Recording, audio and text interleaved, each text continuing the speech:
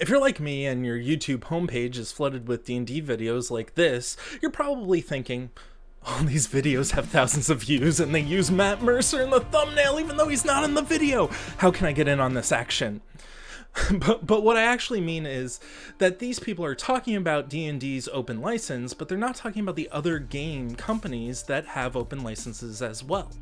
Recently, the IO9 blog leaked that Dungeons & Dragons' open gaming license would get a 1.1 update, the big bombshell to drop being that Hasbro and Wizards of the Coast would be requiring licensing fees from some of the bigger third-party publishers for using the D&D system.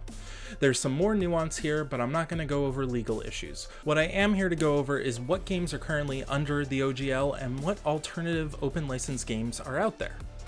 The big one we have to talk about is Pathfinder 2nd Edition. It's covered under the OGL and is one of Dungeons & Dragons' main competitors. They'll likely be hit the hardest, as if you look at this chart from Google Trends, Pathfinder in red is 1/3 of what Dungeons & Dragons is in the search algorithm, Dungeons & Dragons being blue.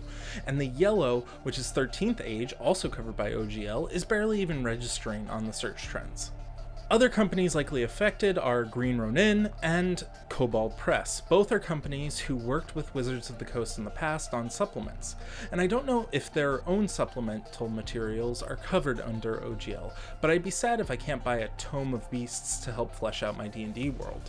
Time will tell if OGL 1.1 will stay as restrictive as it is, but it's not likely to affect anyone selling supplements on the DM's Guild, as that is a separate license as far as I know. A disclaimer, I am not a legal expert, and this is not legal advice. Here's where I talk about other game companies who use Creative Commons licenses to allow third parties to make copies and derivatives of their games.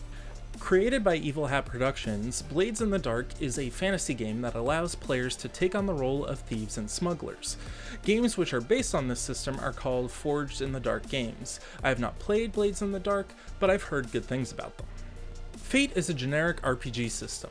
Its biggest claim to fame is the Dresden Files RPG. I've had a chance to play Fate, and I'll say it takes some work to get used to, but it can lead to very cinematic game moments with its stunt system. Games that use Fate are called Powered by Fate. The Apocalypse engine was created for the 2010 game Apocalypse World.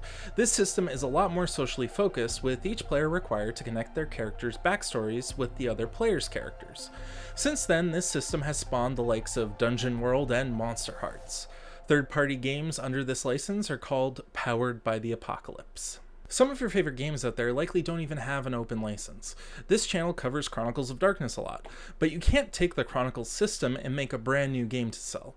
You can, however, sell third-party supplements on their Storytellers Vault via DriveThruRPG. If you'd like to support the channel, we have a Patreon now where you can help shape the future of the channel for $5 a month, or do $1 just to support. If you're interested in Dungeons & Dragons, please check out this video right here.